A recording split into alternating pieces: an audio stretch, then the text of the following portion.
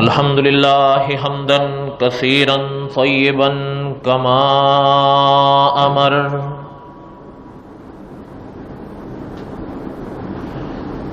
ونشهد أن لا إله إلا الله وحده لا شريك له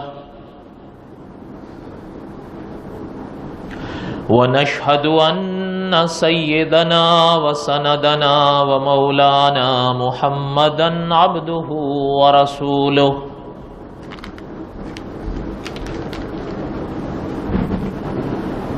أما بعد أعوذ بالله من الشيطان الرجيم بسم الله الرحمن الرحيم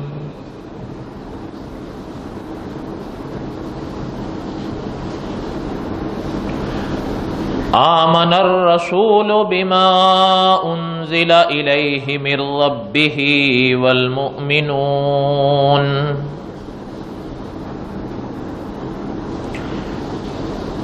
كل آمن بالله وملائكته وكتبه ورسله لا نفرق بين أحد من رسله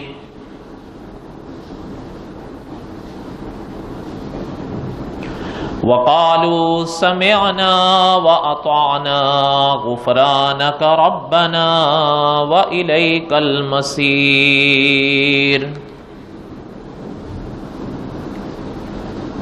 وقال الله تعالى في مقام آخر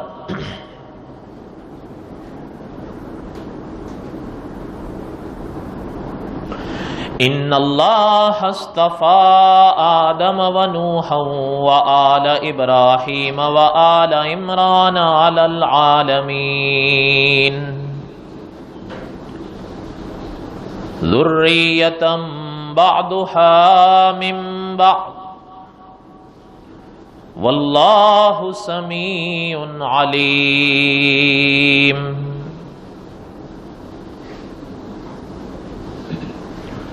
وقال النبي صلى الله عليه وسلم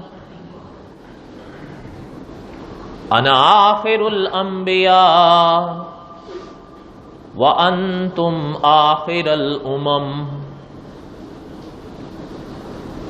صدق الله العظيم وصدق رسوله النبي الكريم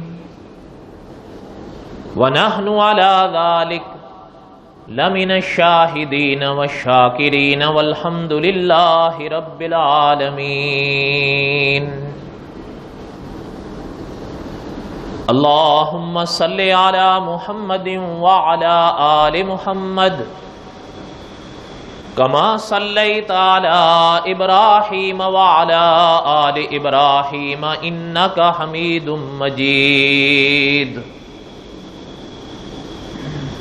اللهم بارك على محمد وعلى آل محمد كما باركت على إبراهيم وعلى آل إبراهيم إنك حميد مجيد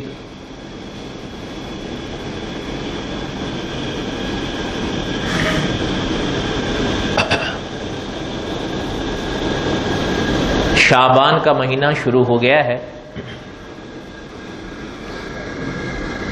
اللہ تعالیٰ نے خیر و عافیت سے گزار دیا تو آنے والا مہینہ ماہ رمضان ہے انشاءاللہ.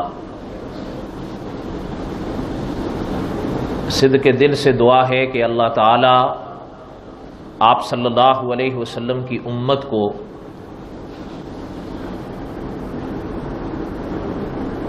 ہم سب کو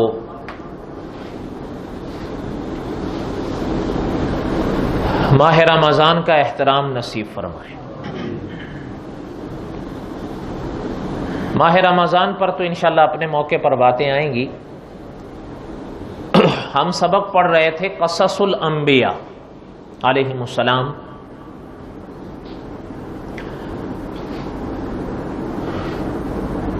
ہم یہاں تک پہنچے تھے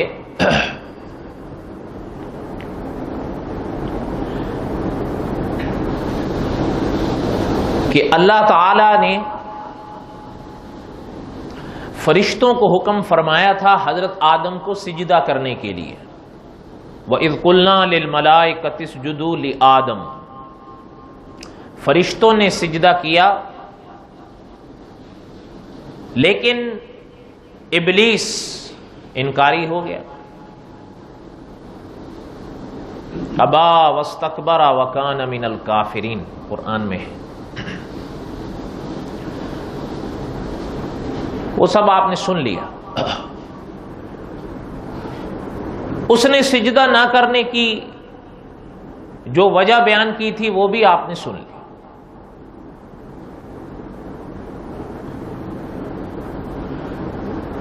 اس کی اس کرتوت کی وجہ سے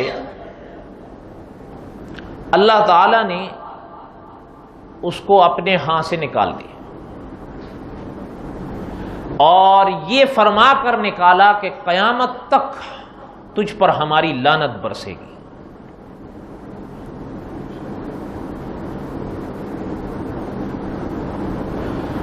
حکیم الامت مولانا اشرف علی تھانوی رحمۃ اللہ علیہ فرماتے ہیں،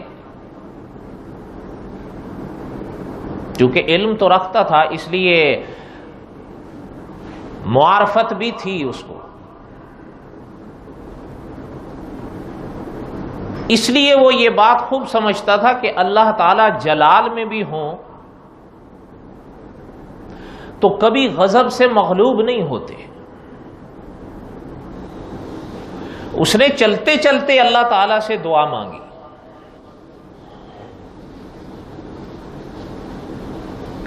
قال ربی فانذرنی الی یوم یبعثون قرآن پاک میں ہے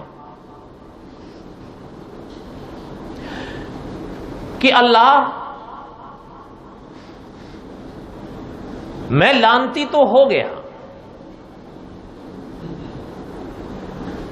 لیکن اب آپ کی درگاہ سے، آپ کے در سے جانے سے پہلے میں آپ سے ایک دعا مانگتا ہوں. قال ربی فانذرنی الی یوم یبعثون، کہ جہاں آپ نے مجھ پر قیامت تک لعنت برسا دی ہے تو پھر مجھے قیامت تک زندگی بھی دے.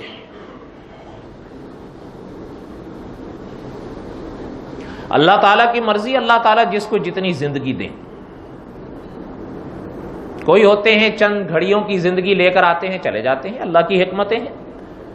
کچھ ہوتے ہیں وہ لڑکپن میں چلے جاتے ہیں، کچھ ہوتے ہیں نوجوانی کی عمر میں چلے جاتے ہیں، کچھ جوانی میں کچھ بڑھاپے میں، اور کم ہوتے ہیں جو اب صدی تک پہنچتے ہیں.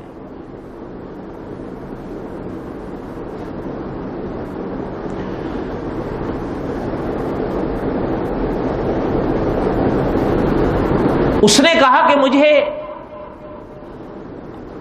قیامت تک آپ زندگی دیں، الی یوم یبعثون تک زندگی مانگی اس نے. یہ یوم یبعثون وہ دن ہوگا جس میں آپ اور ہم نے دوبارہ اٹھنا ہے موت کے بعد. ایک وہ جہان تھا جو آپ اور ہم گزارا ہے، اس کو کہا جاتا ہے عالم ارواح، وہ روحوں کی دنیا تھی. جب آپ اور ہم اس دنیا میں آئے یہ عالم اجساد ہے، یہاں جسم ظاہر ہے، روح چھپی ہوئی ہے. آج تک کسی شخص نے روح نہیں دیکھی ہے، نہ دیکھ سکتا ہے. یسألونک عن الروح، میرے پیغمبر لوگ آپ سے پوچھتے ہیں صلی اللہ علیہ وسلم کہ روح کیا ہے؟ قل الروح من امر ربی، اللہ نے فرمایا ان سے کہہ دیں کہ روح میرے رب کا حکم ہے. بس جب تک وہ ہے تب تک یہ ہے. جس وقت وہ نکلی پھر یہ رہ نہیں سکتا. پھر فرض ہوتا ہے لوگوں پر کہ پھر اس جسد خاکی جو زمین سے اٹھایا گیا ہے اس کو زمین کے حوالے کر. یہ فرض ہے.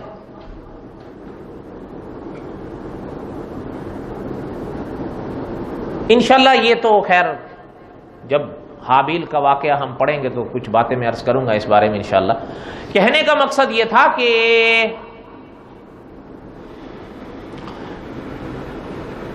یہ جس میں آپ اور ہم ہیں یہ عالم اجساد کہلاتا ہے علماء کی زبان میں. یہ جسم اور روح کا سنگم ہے.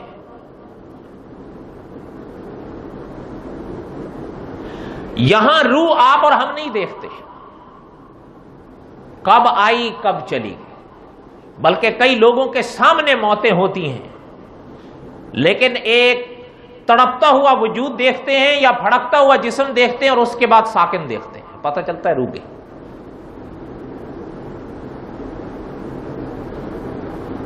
ہاں یہ ضرور علماء نے لکھا ہے حدیث شریف کی روشنی میں کہ جس جسم سے روح نکلتی ہے وہ اپنی روح دیکھتا ہے پھر جاتے وقت اس کو نظر آتی ہے. خیر شاید کسی درس میں نے یہ تفصیلات بیان کی ہوں، پرانے کسی درس میں اب یاد نہیں، اللہ نے موقع دیا تو پھر کبھی. یہ عالم اجساد ہے جس میں جسم ظاہر رہتا ہے، روح چھپی ہوئی رہتی ہے، لیکن یہ روح اور جسم کا سنگم ہوتا ہے. اور کاش اس کے ساتھ ساتھ آپ ایک اور جملہ بھی ذہن میں رکھ لیں، شاید آپ کو اور مجھے فکر آخرت میں مدد دے. جو شیخ الحدیث مولانا ادریس کاندلوی رحمۃ اللہ علیہ لکھ گئے، بڑا عجیب جملہ، اور مفسر قرآن مولانا انیس آزاد بالگرامی اس کو نقل کرتے ہیں کہ حضرت رحمۃ اللہ علیہ نے فرمایا کہ انسان کے جسم میں ایک روح احساس ہوتی ہے اور انسان کے اسی جسم میں ایک روح حیات ہوتی ہے. روح احساس نکلتی ہے تو نیند آتی ہے اور روح حیات نکلتی ہے تو موت آتی ہے. بڑوں کی باتیں بڑی ہوتی ہیں.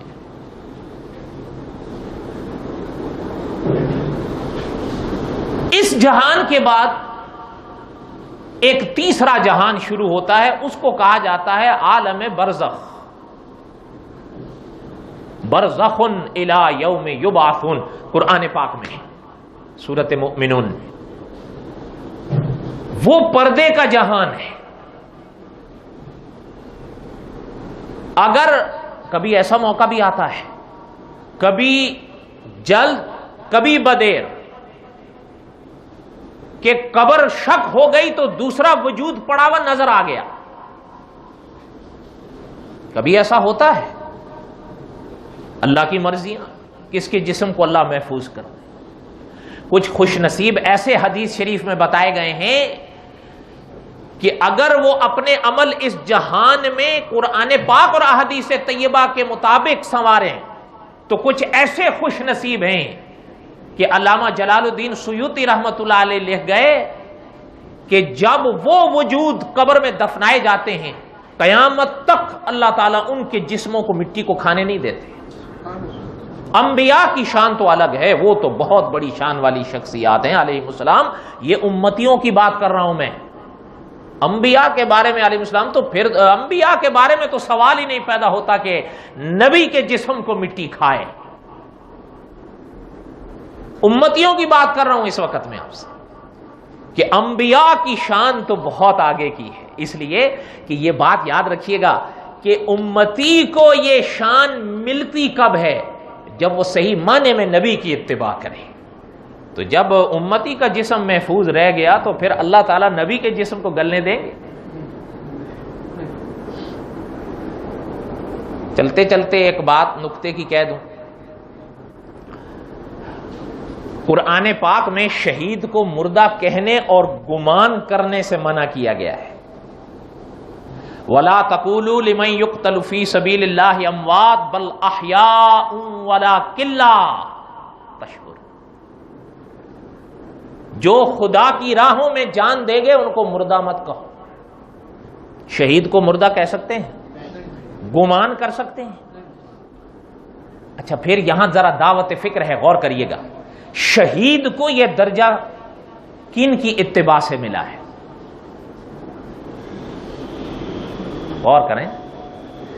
شہید کو یہ درجہ ملا ہے نبی کی اتباع سے. یہ صحیح ہے یا غلط ہے؟ اگر کوئی شخص ظاہری طور پر جسم کاٹ بھی ڈالے، اس کا اپنا جسم کٹوا بھی ڈالے اور مر بھی جائے، لیکن اگر نبی کی اتباع نہیں کرتا تو شہادت کا درجہ پالے گا؟ آپ بتائیں، شہید کو یہ درجہ ملا کن کی اتباع سے؟ نبی کی اتباع سے. اور شہید کے درجے کو قرآن نے تیسرے درجے میں بیان کیا ہے، انعم اللہ علیہم من النبیین والصدیقین والشہداء. شہداء کا درجہ کون سا ہے؟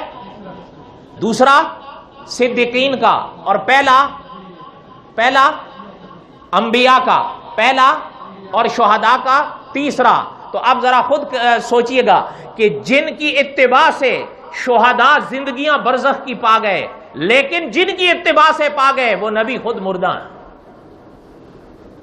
نعوذ باللہ. نہیں سمجھ آئی بات؟ نہیں سمجھ آئی؟ لگتا ہے آپ کے اوپر سے گزر گئی. چلیں بہرحال میں نے اشارہ کر دیا. مجھ سے کسی نے سوال پوچھا تھا، اللہ نے موقع دیا تو پھر کبھی تھوڑا سا آپ بھی ذہن کو دوڑایا کریں تو بات واضح سمجھ میں آئے گی. جن کی اتباع سے شہداء زندہ ہیں برزخ کے عالم میں، وہ انبیاء مردہ ہیں. نعوذ باللہ. خرد کا نام جنوں رکھ دیں، جنوں کا نام خرد. جو چاہیں آپ کے حسن کرشمہ ساز کریں. ہم کیا کہہ سکتے ہیں اس کے سوا، اور ہمارے بس میں کیا ہے؟ بہرحال یہ اپنے موقع کی چیزیں ہیں. وہ عالم برزخ ہے، پردے کا جہان ہے. اگر کبھی قبر شک ہو جائے اور کسی وجود پر نظر پڑ جائے، آپ کو اور ہمیں ایسا لگے گا کہ یہ تو بس بے حس جان سو رہا ہے. اس کو آپ اور ہم حرکت بھی دیں گے تو ہمیں تو نہ کچھ محسوس ہوگا نہ کچھ نظر آئے گا. ایسا ہی ہے یا نہیں؟ لیکن اس پر وہاں کیا گزر رہی ہے، یا اس کو وہاں کیا مناظر پیش آ رہے ہیں؟ برزخ الی یوم یبعثون. اللہ تعالیٰ نے آپ کی آنکھوں میں اور اس کے حالات میں پردہ ڈال دیا ہے. کیوں؟ اللہ تعالیٰ آپ کے ایمان بالغیب کو ختم نہیں ہونے. کیونکہ اگر آپ دیکھ لیں پھر اگر خدا نہ کرے بری حالت دیکھی تو آپ اور میں تو سجدے سے اٹھنے کا نام نہیں لیں گے. ہے یا نہیں؟ اور اللہ تعالیٰ کو یہ زبردستی کے سودے منظور نہیں ہوتے. آپ مانیے، اپنی منچاہی دنیا سے مانیے، اپنے اللہ کو راضی کرنے کے لیے مانیے، زبردستی مت مانیے. ان راہوں پہ جبر کا گزر نہیں ہوا کرتا. اس لیے اگر آپ کو اور ہمیں تو نظر آئے گا کہ یار یہ تو کچھ بھی نہیں ہے، لیکن یہ بالکل ممکن ہے کہ وہ اپنے عقیدے اور عمل کے لحاظ سے اس درجے پر جا پہنچا ہو کہ جن درجوں کے بارے میں نبوت یہ خوشخبریاں دے گئی کہ جنت کی کھڑکیاں کھل کر ہواؤں کے جھونکے لیتی ہے. اور یہ بھی ممکن ہے کہ شاید اپنے عقیدے اور عمل کو ایسا برباد کر کے چلا گیا ہو کہ دوزخ کی لپٹیں اس پر پڑ رہی ہوں، لیکن آپ اور ہم جو اس دنیا میں ہیں نہ ہم دیکھیں نہ محسوس کریں، اس لیے کہ برزخ الی یوم یبعثون. اللہ نے ہماری اور اس کی حالت کے درمیان میں پردہ ڈال دیا. اور استاذ العلماء علامہ خالد محمود صاحب اپنی کتاب مقام حیات میں لکھتے ہیں کہ یہ جو پردہ اللہ تعالیٰ نے ڈال دیا ہے نا آپ کے اور ہمارے اور ان کے درمیان میں، یہ پردہ نہ ہٹتا ہے نہ پھٹتا ہے. ہاں کبھی کبھی جن کے لیے اللہ کو منظور ہو تو ذرا سا اٹھتا ہے کہ وہ اس دنیا میں کھڑے کھڑے اس دنیا کا نظارہ دیکھ لے. اللہ کی مرضی، اس کے منکر نہیں ہے ہم. ہاں یاد رکھیے کہ جن اشیاء کہ اگر ثبوت موجود ہوں، علماء دیوبند کبھی ان کا انکار نہیں کرتے، لیکن جن چیزوں کے ثبوت نہیں محض دعوے ہیں، تو مفتی مجد القدوس خبیب رومی فرما گئے کہ دعویٰ بلا دلیل وہ مانا نہ جائے گا. وہ برزخ کی دنیا ہے، اور ایک آخری اگلا جہان آئے گا، وہ عالم حشر ہوگا، وہ عالم معاد ہوگا. یہ یاد رکھیے گا. بس پھر اس کے بعد جو کامیاب ہیں تو پھر جنت ہے، ناکام ہیں تو دوزخ۔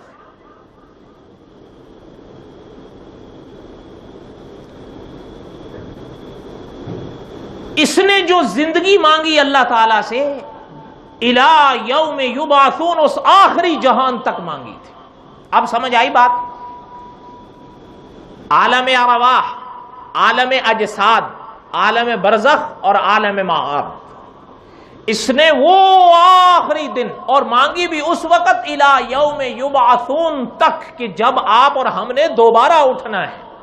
جب آپ اور ہم عالم ارواح میں تھے، پھر یہاں آئے۔ اب جتنی زندگی اللہ تعالیٰ نے لکھی ہے وہ سانسیں پوری کرنے کے بعد آپ نے اور ہم نے برزخ کے جہان میں جانا ہے، اور پھر جو ہم سے پہلے چلے گئے برزخ کے جہان میں یا ہمارے بعد جائیں گے، یا آپ نے اور ہم نے جو جانا ہے، قیامت کی گھڑی شروع ہونے تک آپ نے اور ہم نے اور ان تمام نے برزخ کے جہان میں رہنا ہے۔ اس کے بعد اٹھنا ہے۔ تو اس نے جو کہا نا کہ الی یوم یبعثون تک مجھے زندگی دی جائے، وہ جس میں آپ نے اور ہم سب نے دوبارہ اٹھنا ہے، مانا یہ کہ چاہتا یہ تھا کہ مجھے موت آئے ہی نہیں۔ اب سمجھے بات؟ کیوں؟ اس جہان میں جب اٹھ گئے تو یاد رکھیے گا پھر موت نہیں ہے۔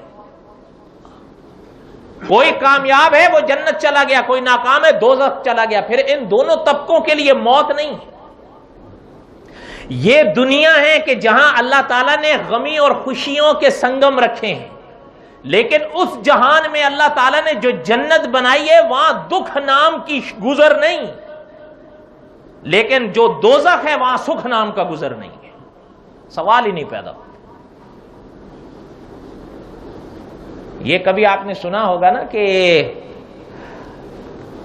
اہل جنت کی زبان عربی ہوگی، اہل جنت کی زبان۔ کہیں طلبہ میں یہ سوال اٹھایا گیا کہ اہل دوزخ کی کون سی زبان ہوگی؟ ان کی تو جو عربی ہوگی سمجھ میں آ گیا، ان کی کون سی ہوگی؟ بتاؤں؟ مت پوچھو۔ ہمارے اساتذہ فرماتے تھے دعا کرا کرو اللہ تعالیٰ وہ وادی دکھائے ہی نہیں۔ کیوں پوچھنا چاہتے ہو؟ دعا کرو اللہ تعالیٰ وہ دکھائے ہی نہیں۔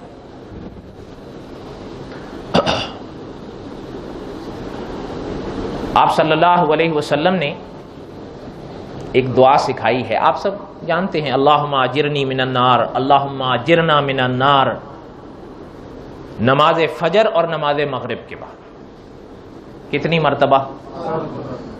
اور فرضوں کے بعد کب؟ فرضوں کے بعد کسی سے بات کرنے سے پہلے۔ یہ مسئلہ سمجھ میں آ گیا؟ اگر میں نے آپ سے بات کر لی تو پھر مفتی امداد اللہ انور صاحب فرماتے ہیں پھر یہ فضیلت نہیں رہے گی۔ سمجھ میں آئی؟ سلام ادا کرنے کے بعد کسی سے بات کرنے سے پہلے کتنی بار؟ 7 بار۔ اور بڑی عجیب حکمت ہے اگر آپ غور کریں، دوزخ کے دروازے 7 ہیں۔ کتنے؟ 7 ہیں۔ علامہ ابن رجب رحمۃ اللہ علیہ نے دوزخ پر پوری ایک کتاب لکھی ہے، اس میں بھی حضرت نے لکھا ہے دوزخ کے دروازے 7 ہیں۔ آپ فجر کی نماز اور مغرب کی نماز کے بعد اللہم اجرنی من النار 7 بار پڑھ لو، گویا کہ پوری دوزخ آپ پر ہمیشہ کے لیے بند ہو جائے گی۔ یہ پابندی کریں گے آپ؟ کس چیز کی؟ کیا کرنے کی؟ نہیں، اللہم اجرنی من النار تو کرو گے نا، لیکن یہ فجر اور مغرب کے بعد ہے نا، یہ تو نہیں ہے کہ فجر کے وقت میں فجر پر سویا رہا ہوں اور مغرب کے وقت اپنے مشاغل میں لگا رہا ہوں، نہ فجر پڑھوں نہ مغرب پڑھوں، اللہم اجرنی من النار اللہم اجرنی من النار۔ یہ تو بہت آسان ہے۔ پہلے فرض ہیں، پہلے وہ پڑھو گے تو پھر یہ پڑھو گے تو دوزخ بند ہوگی نا۔ یہ تو نہیں ہے کہ وہ مغرب اور فجر کے فرائض نہ پڑھے جائیں اور اللہم اجرنی من النار۔ دونوں پہ عمل کرنا ہے، بولے نا۔ اچھا خیر، یہ تو ضمناً بات آئی۔ اس نے اس لمحے تک زندگی مانگی اللہ سے،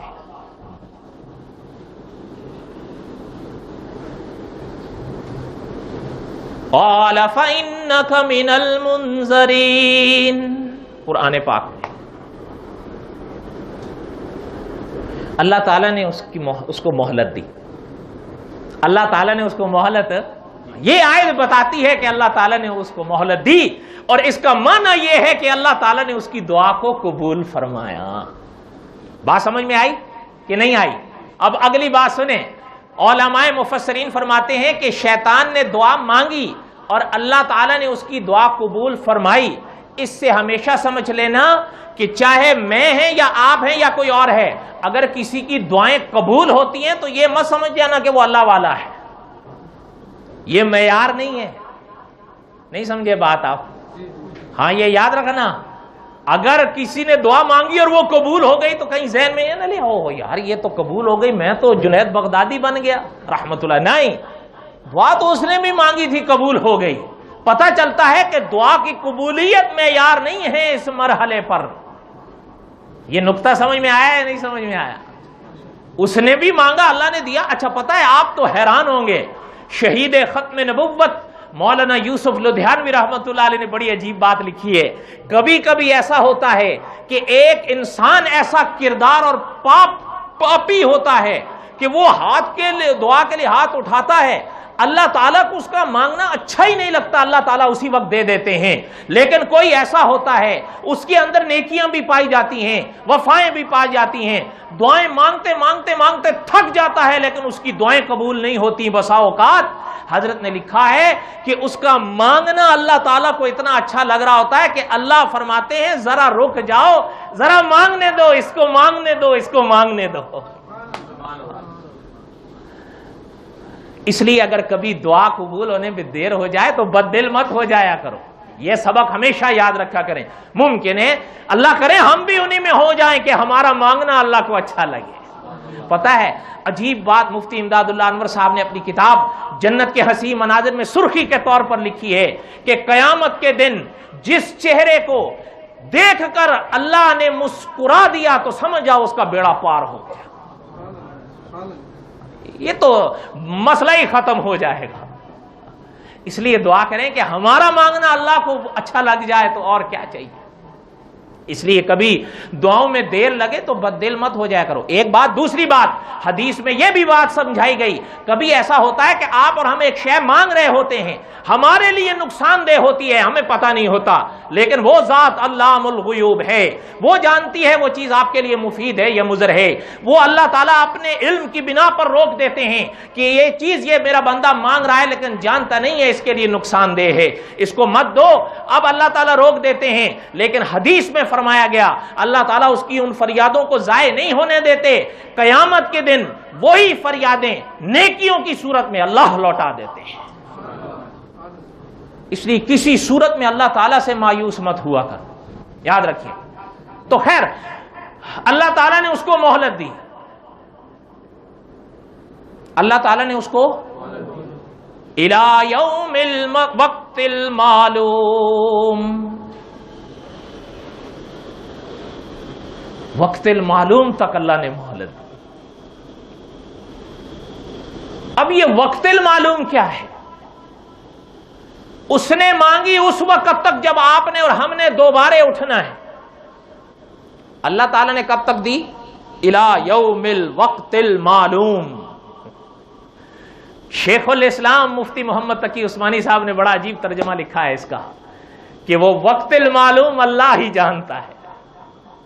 لیکن ایک بات سنیے گا، علماء مفسرین نے لکھا ہے کہ اللہ تعالیٰ نے اس کو مہلت دی ہے لیکن جب طلب اس نے مانگی تھی اس وقت تک نہیں دی ہے، وقت معلوم تک دی ہے.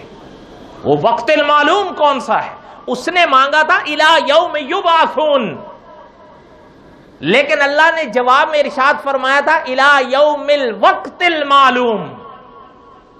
یہ وقت المعلوم کیا ہے؟ علماء مفسرین لکھتے ہیں، یاد رکھیے گا کہ قرآن پاک اور احادیث طیبہ کی روشنی میں علماء مفسرین نے فیصلہ کیا ہے کہ آخر کے عالم میں 2 مرتبہ سور پھونکا جائے گا.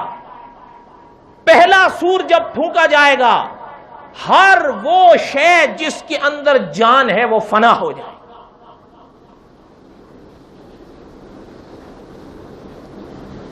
کل من علیہا فان، ہر شے فانی ہے، اس موقع پر ہر شے فنا ہو جائے گی۔ اللہ جی کچھ باقی بچے گا؟ وَيَبْقَى وَجْهُ رَبِّكَ ذُو الْجَلَالِ وَالْإِكْرَامِ، صرف اللہ کا چہرہ باقی بچے گا۔ ہاں یاد رکھیے گا، یہ چہرے سے کہیں مغالطے میں مت پڑیے گا، علماء مفسرین نے لکھا ہے کہ یہاں چہرے سے مراد اللہ کی ذات ہے۔ کیا ہے؟ باقی نقطے علماء یا طلبہ کے لیے ہیں، آپ اس میں مت پڑھیں، بھائی یہ ذہن میں رکھ لیں، وَيَبْقَى وَجْهُ رَبِّكَ ذُو الْجَلَالِ وَالْإِكْرَامِ، باقی اس لمحے صرف اللہ کی ذات باقی بچے گی۔ تو یہ جو سور پھونکا جائے گا جس میں ہر شے فنا ہوگی ماں سوائے اللہ کے، اس موقع پر یہ بھی مرے گا۔ اب سمجھ میں آئی بات؟ اس موقع پر یہ بھی مرے گا۔ اور پتہ ہے روایات میں لکھا، مفسر قرآن مولانا عبد الحمید سواتی رحمۃ اللہ علیہ نے بڑی عجیب بات فرمائی کہ اس کو فرشتے گھیریں گے ہر طرف سے، یہ ایک عجیب عالم ہوگا، اس کے لیے پریشان بھی ہوگا، عجیب اس کی حالت ہوگی، فرشتے خدا کے اس کو گھیریں گے اور اس کی روح اور اس پر موت طاری ہوگی، نکلے گی نا روح تو موت اس پر طاری ہوگی، یہ مرے گا۔ اور جب مرے گا تو یہ پہلے سور کے بعد کا واقعہ ہے، لیکن کتنے سوروں کا ذکر کیا گیا؟ 2 کا۔ اچھا وہ دوسرا، علماء مفسرین لکھتے ہیں پہلے اور دوسرے سور کے درمیان میں 40 سال کا وقفہ رہے گا۔ کتنا؟ 40 سال کا وقفہ رہے گا۔ اس درمیان میں یہ سب فنا، کوئی جان زندگی۔ اب اس کے بعد جب دوسرا سور پھونکا جائے گا تو پھر ساری کائنات اٹھے گی، تب یہ بھی اٹھے گا اور اللہ کی درگاہ میں پیش ہوگا۔ بات سمجھ میں آئی یا نہیں سمجھ میں آئی؟ کس لیے پیش ہوگا؟ آپ اور ہم بھی پیش ہوں گے یا نہیں ہوں گے؟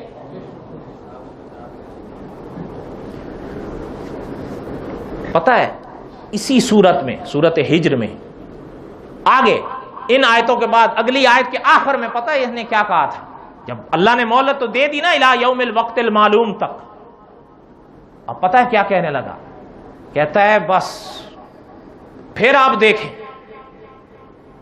اور حضرت ابو قلابہ رحمۃ اللہ علیہ فرماتے ہیں، کہنے لگا اللہ آپ کی عزت کی قسم ہے، یہ جن کی وجہ سے میرے پر یہ حالات گزرے ہیں، میں ان کے بیٹوں کے دل کے اندر گھس کے رہوں گا جب تلک ان کی روح ان کے جسم سے نہیں نکلے گی، ہر حال میں تیری راہ سے ہٹاؤں گا میں۔ اللہ کی عزت کی قسم کھا کے یہ نکلا تھا وہاں سے۔ اچھا ایک بات، وہ ہماری آپ کی یا حضرت آدم کی وجہ سے اس پر یہ حالات آئے تھے یا اپنے لچھن کی وجہ سے آئے تھے؟ اس کا اپنا کرتوت تھا، اس میں آپ کا یہ بیچاروں کا کیا قصور ہے یا نہیں؟ لیکن آپ کے پیچھے بھی پڑا ہوا ہے یا نہیں پڑا ہوا؟ ہاں، اور پتہ ہے ابھی تو تفصیلات کا موقع نہیں ہے، حدیث میں فرمایا گیا جب انسان کا آخری وقت ہوتا ہے کہ جہاں فیصلے ہوتے ہیں انسان کے عقیدے کے، اسی دنیا میں مرنے سے پہلے وہ پھر بھی آخری حربہ اپنا ضرور آزماتا ہے کہ کسی طریقے سے یہ ایمان سے انکار کر کے مرے۔ کسی کے سامنے ماں کی صورت میں آتا ہے، کسی کے سامنے باپ کی صورت اختیار کر کے آتا ہے، کسی کے سامنے کوئی اور صورت اختیار کر کے آتا ہے، اور کسی کو تو ایسا بھی ہوتا ہے کہ اس وقت انسان پر پیاس کا ایک عجیب عالم طاری ہوتا ہے، اس کے آگے ٹھنڈا پانی لے کر پیش ہوتا ہے، کہتا ہے یہ پانی چاہیے، وہ دیکھتا ہے یہ تو میری ماں ہے، ہاں چاہیے، تو پتہ ہے اس کے کان میں آ کر کہتا ہے ایمان کا انکار کر دو بیٹا، یہ ویسے مولویوں نے تمہیں پڑھائی بھی ہیں، آگے تو یہ اگر تو ایمان پہ مر جائے گا تیرا تو بیڑا غرق ہو جائے گا، تو ایمان کا انکار کر، یہ ٹھنڈا پانی تیرے لیے پیش کر۔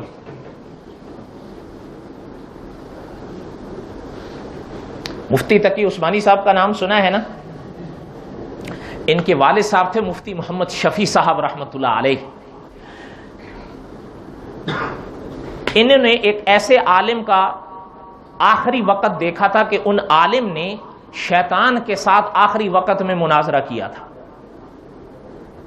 وہ واقعہ مفتی شفیع صاحب رحمۃ اللہ علیہ نے اپنی آنکھوں سے دیکھا تھا۔ ان عالم پر آخری وقت تھا اور گھر والے یہ سوچ میں پڑ گئے شاید کہ آخری وقت ہے، سختی ہے، شاید یہ اپنے ہوش میں نہیں ہے، لیکن مفتی شفیع صاحب رحمۃ اللہ علیہ جب تشریف لائے بیمار پرسی اور عیادت کے لیے تو حضرت بھانپ گئے کہ جو گھر والے سمجھ رہے ہیں یہ وہ بات نہیں ہے، کیونکہ وہ ہر کام اپنے طور پر کر رہے ہیں، ہر شخص کو پہچان رہے ہیں، ہر کام ہر بات صحیح کر رہے ہیں، لیکن اس وقفے کے دوران وہ کچھ باتیں کسی اور جانب دیکھ کر کرتے ہیں۔ وہ مناظرہ میں آپ کو نہیں سناتا، وہ خود پڑھ لیجئے گا، کتابوں میں لکھا ہوا ہے۔ اللہ تعالیٰ آپ کے ہم سب کے حامی و ناصر ہوں۔ انشاءاللہ ان کے بعد جو آیات ہیں وہ اگلے جمعہ۔ وما علینا الا البلاغ المبین۔